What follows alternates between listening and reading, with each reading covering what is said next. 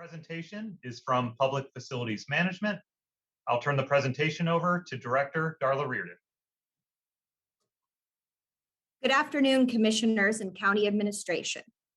Darla Reardon, Director, Public Facilities Management, and joining me today is Vivian Alexander, Chief Operating Officer. This afternoon, we will review PFM's 2021 accomplishments, including agency efforts made in support of diversity, equity, and inclusion. Additionally, we will discuss our 2022 goals and initiatives.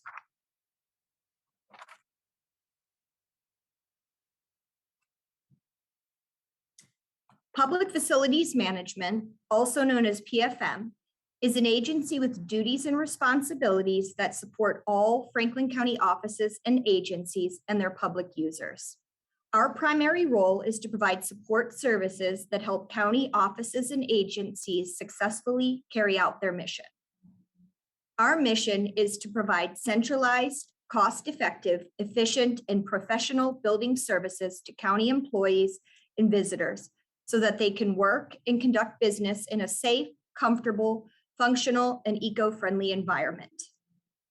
PFM is strongly committed to continually exemplifying a service, progress, excellence philosophy to our building residents and visitors. Throughout our presentation today, you will see how our projects and initiatives are consistent with this mission and contribute to advancing our established budgetary performance spotlight. Specifically, with aging facilities, PFM will shift priorities as necessary to address unanticipated issues and changing circumstances. PFM will continue to conduct facility assessments, make prudent, forward-looking decisions, and provide enhanced, safe workspaces that meet operational needs. PFM always strives to complete projects on time and on budget.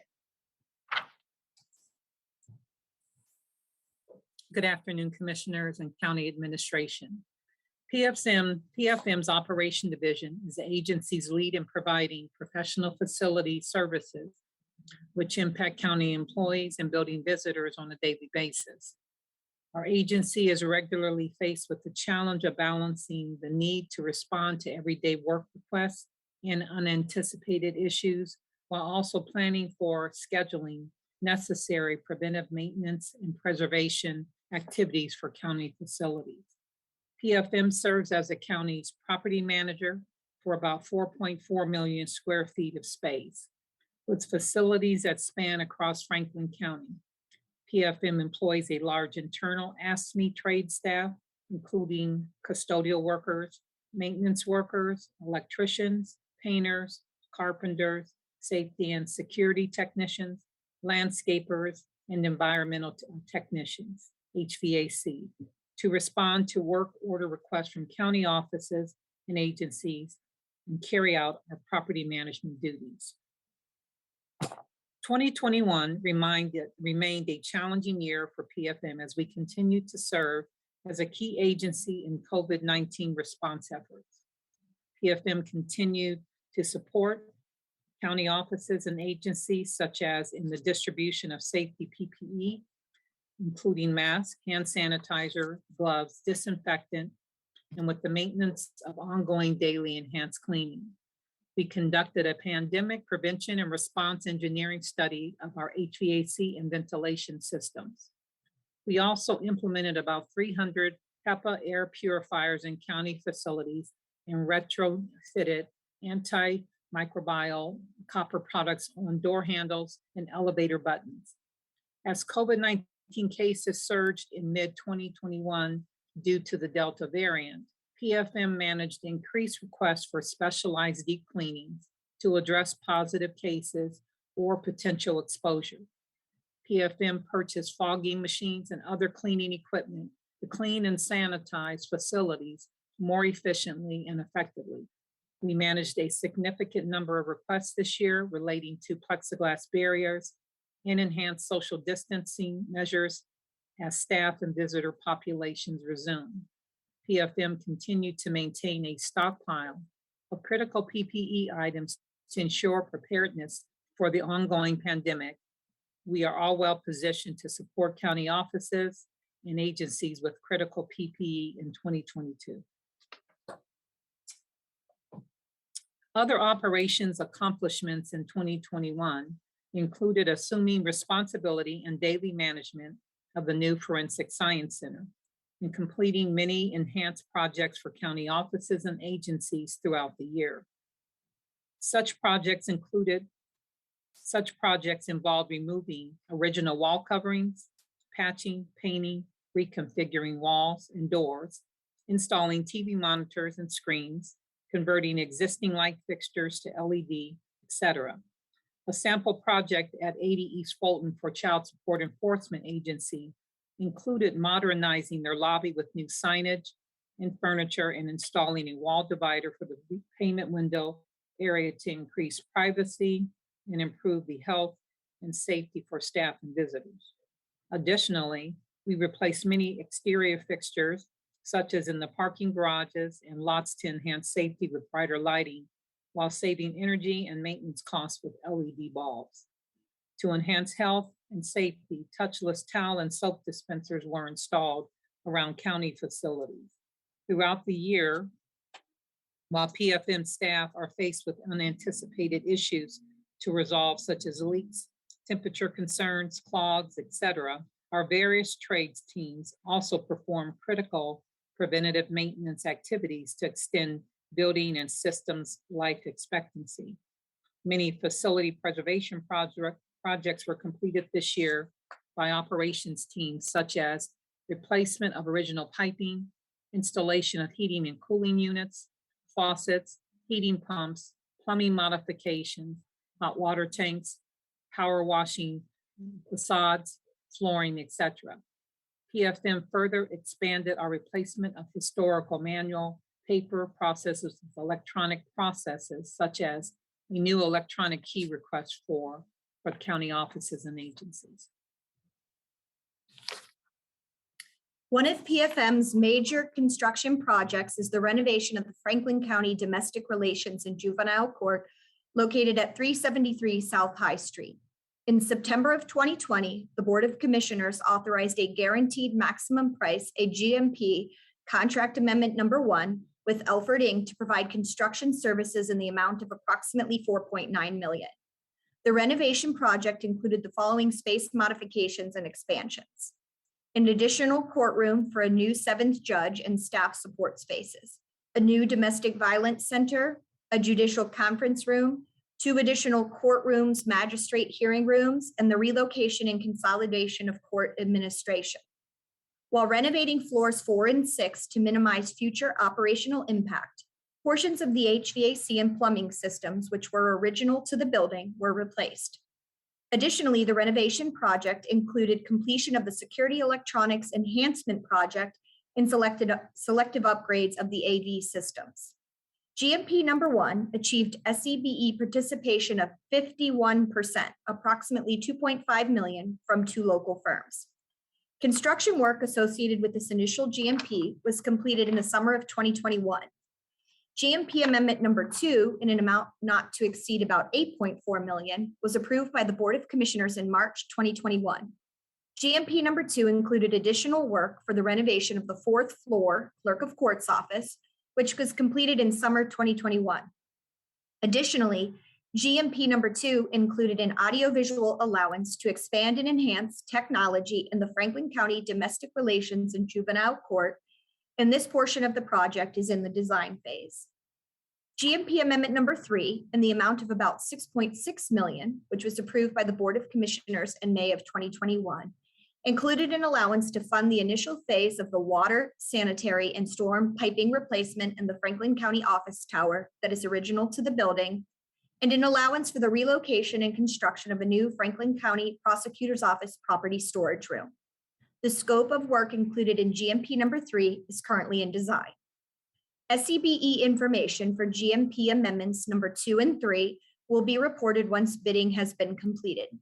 Construction manager at risk, Elford Inc.'s strategy to maximize participation for the remaining work of GMP number 2 and 3 are as follows: development of bid packages that help maximize participation, intentional development of a bid list as part of the pre-qualification process, while maintaining quality contractor compliance, personal outreach by experienced team members to SEBE partners to encourage bidding, and strategic development of SEBE goals. Through the leadership of the Board of Commissioners and County Administration, 50 million of the total sales tax backed bonds issued in late 2018 were obtained and the Facility Renovation Bond Fund was established. The priority for this funding has been the advancement of facility preservation projects and the most critical county space needs.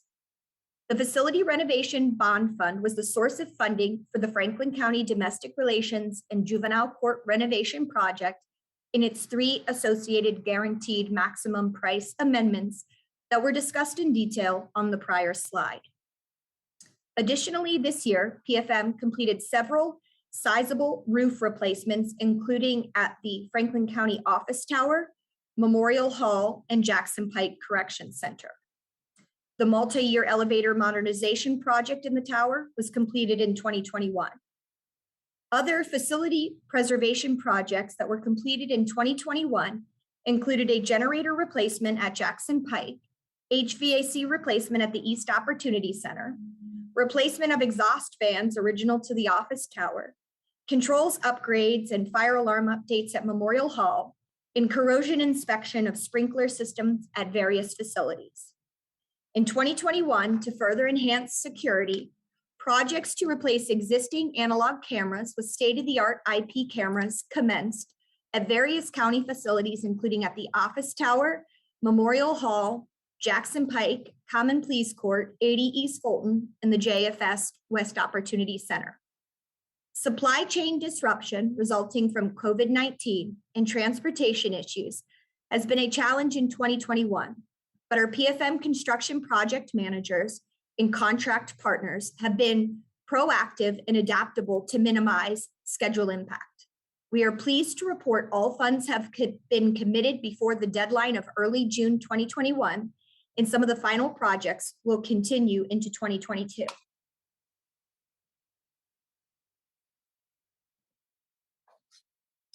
Pizzuti Solutions and Mariah Design was contracted to update the Franklin County Facilities Master Plan, last reviewed in 2012, Phase 2, and included conducting detailed space interviews in 2019 with county offices and agencies that span many county facilities.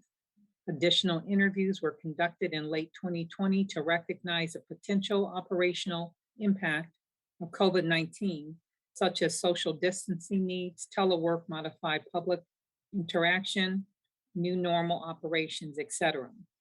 The Facilities Master Plan, Phase 3, was presented to the Board of Commissioners in early 2021 and provides detailed information, recommendations, and preliminary estimates to guide the efficient and effective use of county-owned and occupied facilities to maximize long-term operational benefits. In 2022, recommendations need to be made through a collaborative process to the Board of Commissioners for their final approval about the prioritization of projects and potential funding to be made available through a capital improvement plan, CIP, to facilitate construction for the highest priority master plan space needs and/or advancement of additional critical facility preservation projects. The Board of County Commissioners and ADAMH commenced the planning, design, and construction of a new mental health and addiction crisis center to be operated by ADAMH. ADAMH partnered with the county, the Central Ohio Hospital Council, COCH, and other community stakeholders to plan and prepare to design, construct the new crisis center. The crisis center will support adults in Franklin County experiencing or at risk of experiencing a crisis associated with their mental health and/or substance abuse disorders. The crisis center will serve as a preferred destination for mental health and addiction crisis services and is intended to decompress hospital emergency departments with the ability to facilitate medical clearances and patient transfers. In addition, the crisis center will provide an appropriate and efficient center for law enforcement to take individuals who will be properly treated at the crisis center rather than transporting to the correction center for arrest. PFM has partnered with ADAMH to provide our construction expertise and project management support throughout the crisis center project, which is scheduled to be completed in early 2024.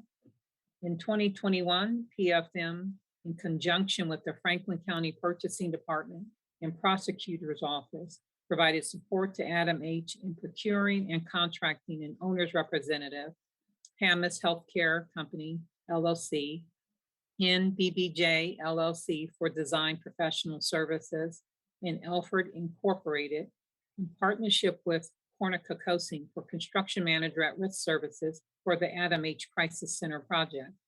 Diversity, equity, and inclusion efforts are a key focus and commitment for this project, and includes the establishment of 18% of an 18% SEBE aspirational goal and the use of LCP tracker for workforce development tracking consistent with the county's other recent legacy projects.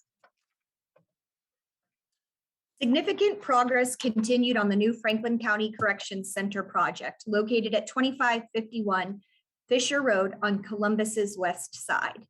The new correction center is designed as a cutting-edge direct supervision model facility that will provide an increased standard of care with particular attention to medical and mental health facilities and inmate programming spaces. The initial section of the building is approximately 429,000 square feet and includes housing for about 870 inmates in full build-out of core support spaces. Groundbreaking and construction mobilization occurred nearly 4 years ago. The first section of the building achieved substantial completion in the summer of 2021 and is anticipated to be occupied in spring 2022.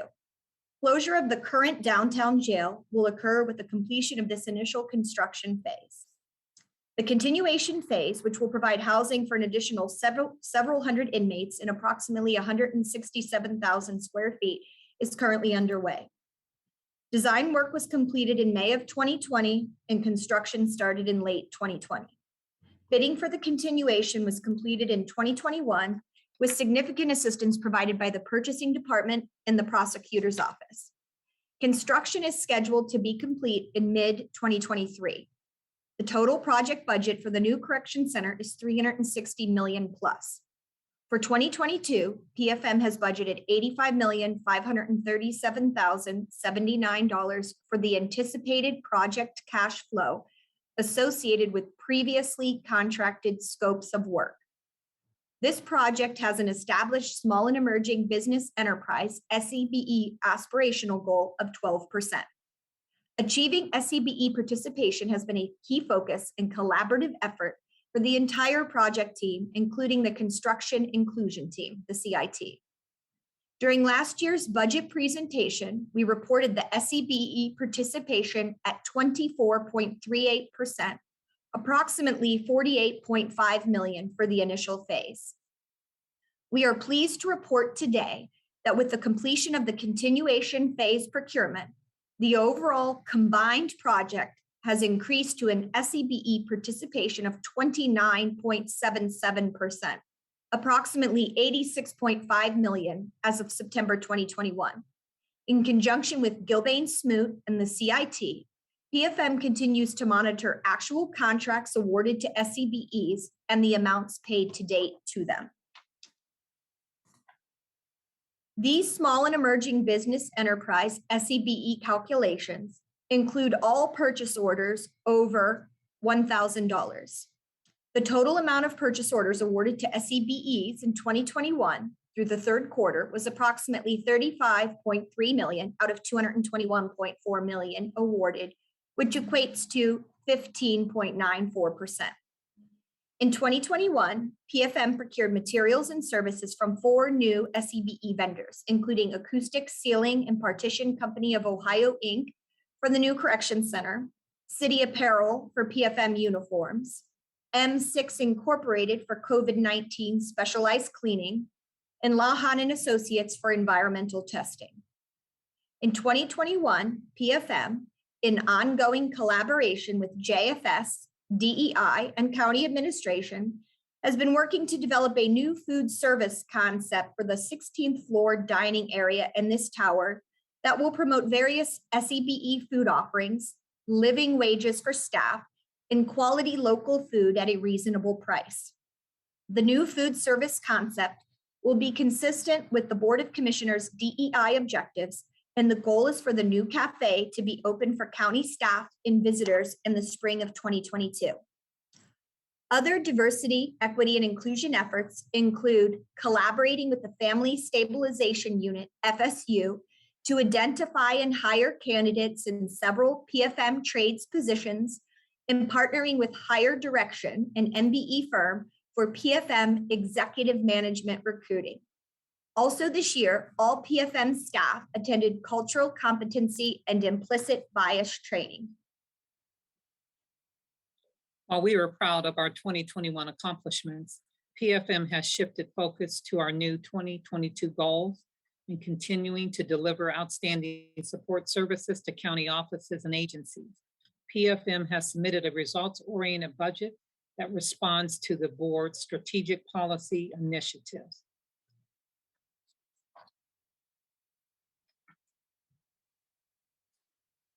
Regarding PFM's budget summary, the general fund budget met the 2022 allowable baseline for the requirements of the Office of Management and Budget.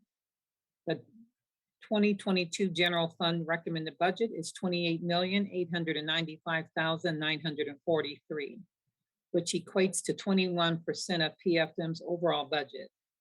Regarding non-general funds, the parking fund budget is based upon anticipated 2022 operational expenses and is self-operating. The facility renovation fund is the amount of the remaining balance to close out the bond fund and fund the remaining projects discussed in detail earlier. The Public Safety Center fund is calculated based upon the 2022 cash flow projections for the new correction center project provided by the construction teams. The overall 2022 PFM recommended budget is $139,494,929. PFM will continue its standards of excellence in customer service and communication with county offices and agencies. We will continue to identify opportunities to expand small and emerging business enterprise, SEBE participation. PFM will provide additional training opportunities for staff in the operation of existing and new and sophisticated building operations and processes, such as for the new correction center. PFM will continue safety protocol training for staff to support county offices and agencies with COVID-19 response efforts as necessary in 2022. The overall 2022 recommended budget for building maintenance is $25,936,527, which includes an RFR for $3,638,016. The RFR comprises $1,908,352 for 36 additional FTEs.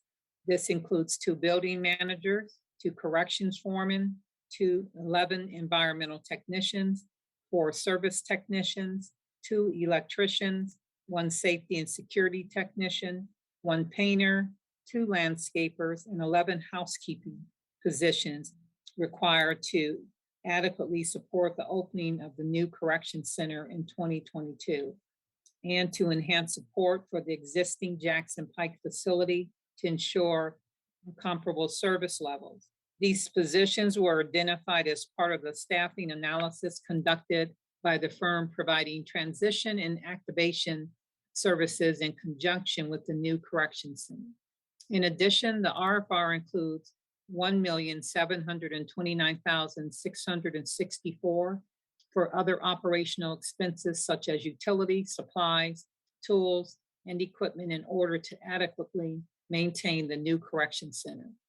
PFM will collaborate with Human Resources, the Family Stabilization Unit, and BOC DEI office and explore creative marketing and posting options such as hosting a hiring fair to promote diversity, equity, and inclusion in the hiring of these 36 new positions.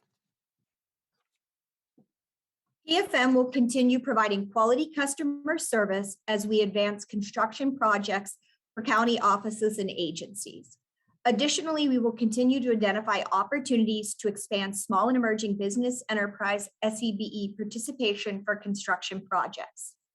The major construction projects, including the new correction center, the domestic relations and juvenile court and its associated GMP amendments, the ADAMH Crisis Center, the relocation and renovation for the Guardianship Services Board, Public Defender's Office renovation of the 11th and 12th floors, IP camera upgrades to enhance security, and various facility preservation activities will require significant ongoing PFM oversight and management in conjunction with the construction teams. As discussed earlier in the presentation, PFM will continue to review potential master plan construction initiatives and collaborate with county administration and the Board of Commissioners to prioritize projects and assess potential funding. PFM will complete the design and implementation of enhanced wayfinding for the downtown complex.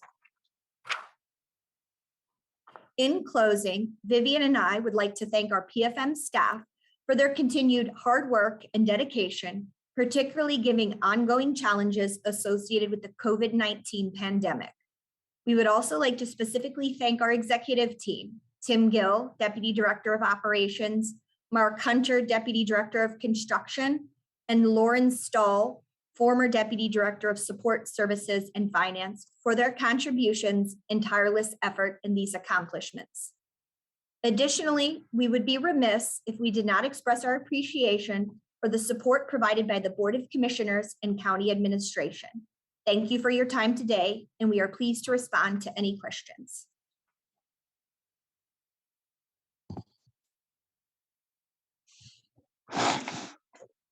Can I just jump in here? Of course, Commissioner. Good Great. afternoon. Good afternoon, Director and the Deputy Director. I want to thank you for your presentation. Certainly was thorough. And let me begin by just commending you on your work in the SEBE area. I think that you have been a leader in this conversation for us, for Franklin County, by example and by effort. And I think that I want to just encourage you to continue to serve in that way. It is important, and it is a part of our value set as a Board of Commissioners. And so thank you for what you're doing and your efforts there. I also just want to encourage you to do that in your hiring practices. I know that you do. I know I've personally worked with you on some hiring recommendations and different things to diversify the staff. And I feel like your agency is always very open and willing and I would say even enthusiastic about that kind of diversity. And so I want to publicly commend you and your team for that. The one area, if I were to, I mean, you were so thorough, you and Vivian were both so thorough in your presentation, specifically on the numbers. You were, every time I thought of a question, you ended up answering it as you went on your presentation.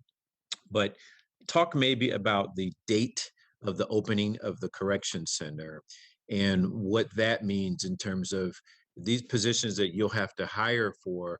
What is your timeline? You know, part of, we don't have to get into all of this conversation, but part of, I don't know if Chris Long is on here or not, but part of the challenges is the staffing of the correction facility in the general sense.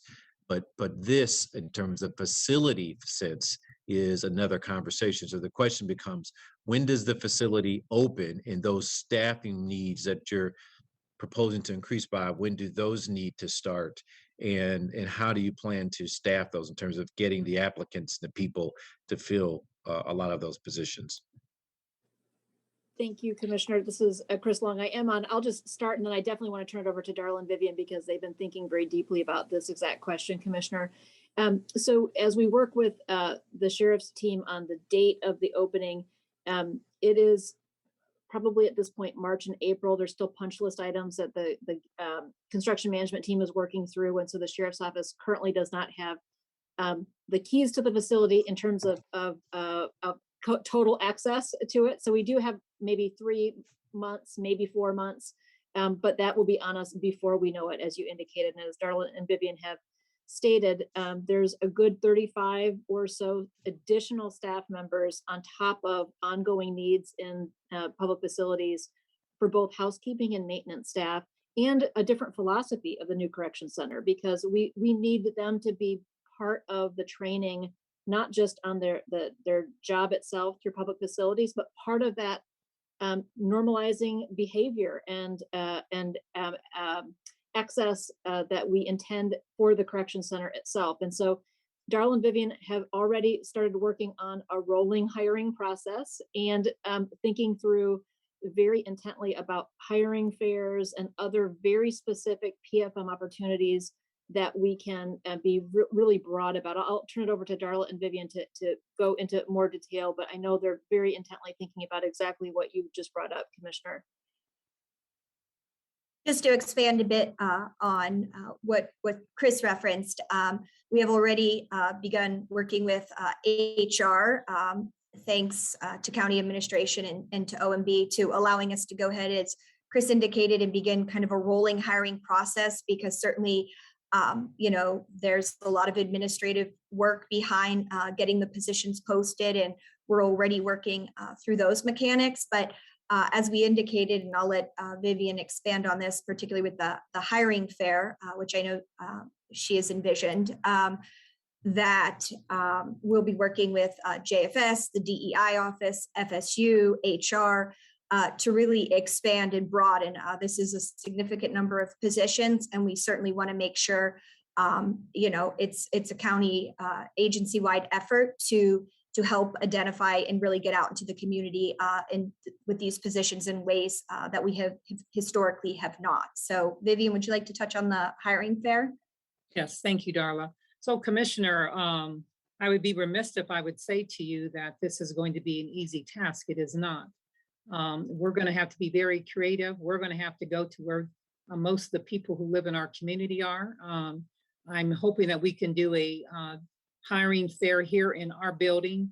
We're going to have to work really hard for the specialized positions, as far as the positions such as maintenance and housekeepers and landscapers. We've been doing some things different, Commissioner, to bring individuals from our community, whether they have the experience or not. Those are areas we can really train people. So for the specialized, I'm just being honest with you, it's going to be a challenge. A lot of our positions prior to the correction center, Commissioner, have been very hard to fill, but we're going to be very creative. We're not going to wait till the last minute. We do also know that quite a few of our staff internally are going to be applying to go out to the new correction center. So either way it goes, Commissioner, we're going to have vacancies and trying to fill positions in our buildings for people to go to the new correction center. So I think that we've talked to HR, spoke to Chris Long about how we have to be creative and how we're going to hire individuals. We also will have a challenge with, our starting salaries.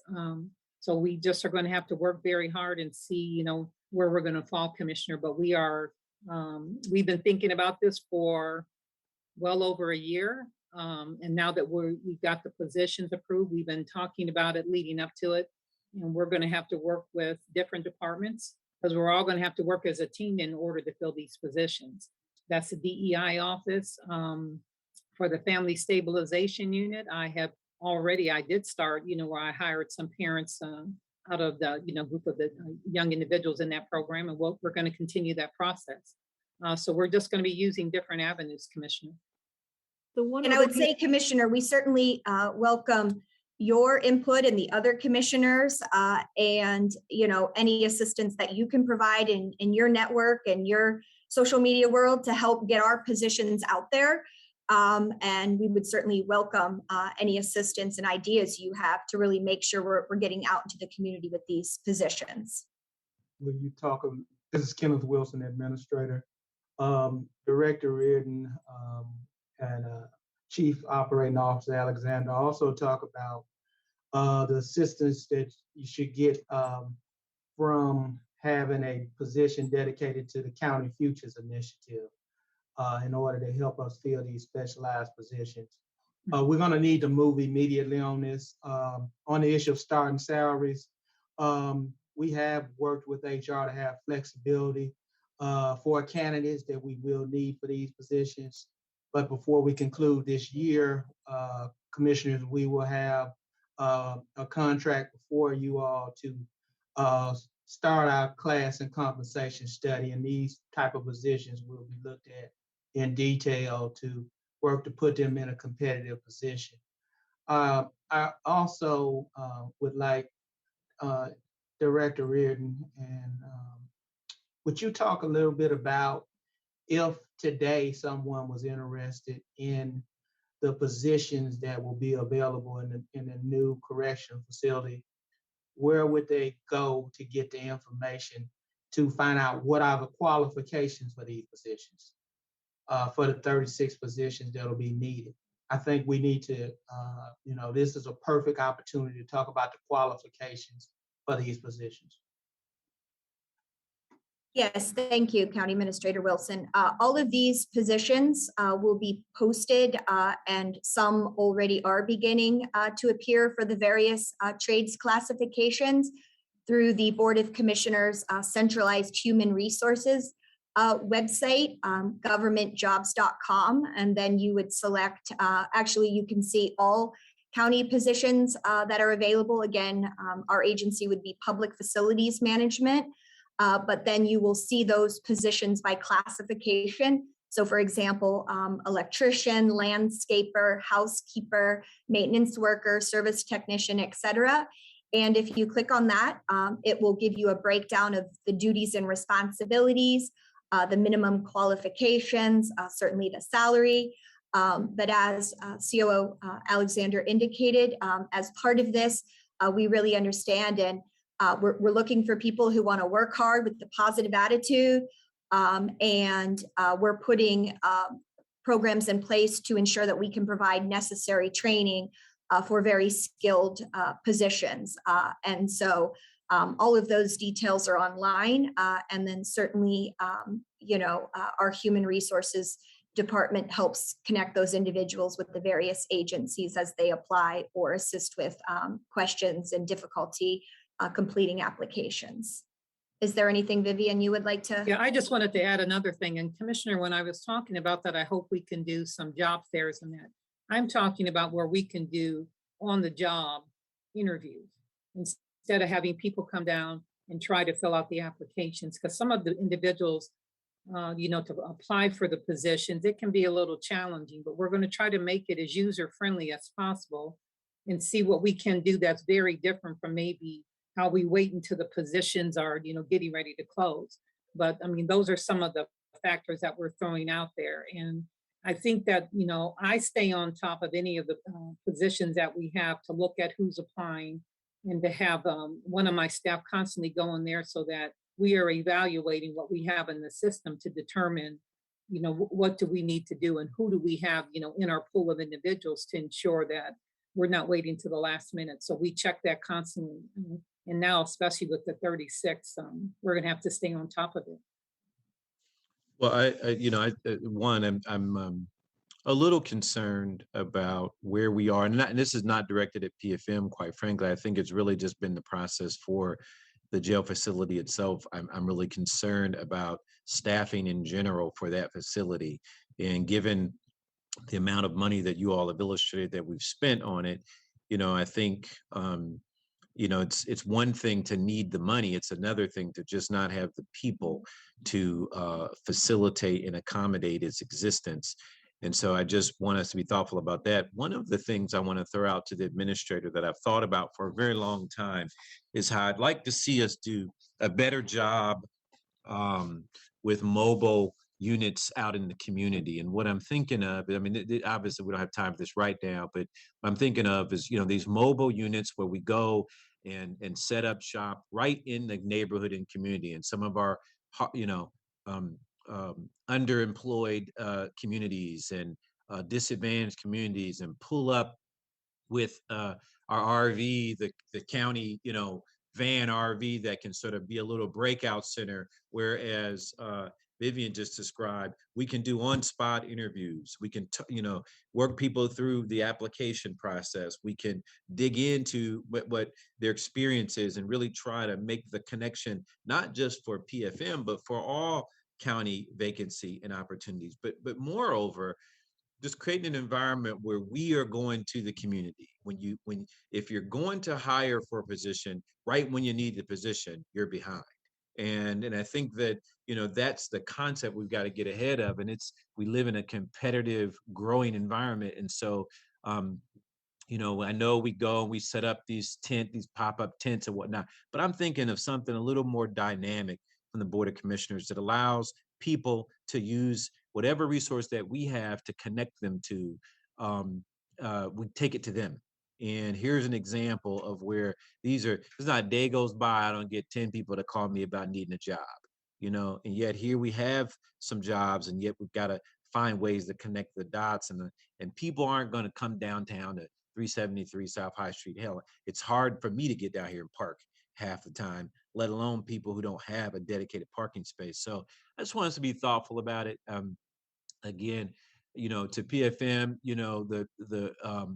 my last budget question to you is, if you don't have these positions identified, is the budget number prorated, or is that pretty much the annual number?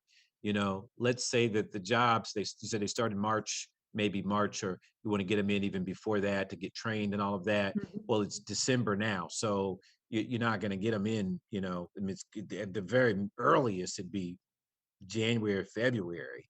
So is that budget amount prorated to, or is that just the annual amount? OMB Director Zach Telerik, would you like to jump in on the RFR? I know you assisted with that, so. Yeah, so generally with the positions, we do prorate for new positions during the calendar year to start March 1st. As you mentioned, Commissioner, there is sometimes that delay between the start of the year and when a position gets hired. If an agency is able to bring that position in before March 1st, that's usually at the end of the year when we do the omnibus resolution that will reconcile those appropriations with the agency. And so we'll work with PFM if we're able to bring those in sooner. And as Deputy Administrator Long mentioned, I know that PFM has been working with HR to begin the hiring process now ahead of time versus waiting till after the budget's approved to start, given the number of positions that need hired. Great. Okay. Thank you. Well, again, I commend PFM for a very thorough budget presentation, and you too, Director Telerik. I think this is really the standard for how we should be operating in many ways. On the hiring front, I would ask that you let's go all out to ensure that the community is aware of these vacancies. There are a number of minority newspaper publications. There are, we've got our social media avenues.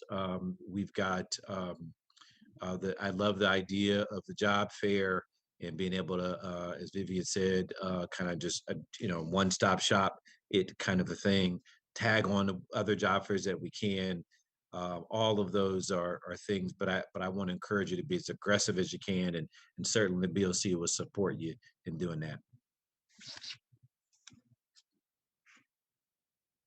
Thank you, you, Commissioner. Okay. We thought you'd comment, Commissioner, on the fact we took back the 5K trophy. That picture there was right there for you. I was going to say something. I wrote it down in my notes to comment, and I was talking too long, so I didn't bring it up. But yes, congratulations. And, that's actually a really important point, for those who are watching. This Thrive On challenge is something serious and real. This is about wellness. It's about reducing our own healthcare costs and also making sure that you're healthy and fit. Whether you walk, run, or whatever through the race, part of it is just simply participating, and I really appreciate PFM being so engaged in the process. You always make it fun and make it challenging, and that's really what it's about. So trophy well deserved. Thank you. And Vivian is still mad I congratulations. included a picture of us, so, but hopefully Yeah. she'll get over it now that it's out there in the world. Yeah. Thank you.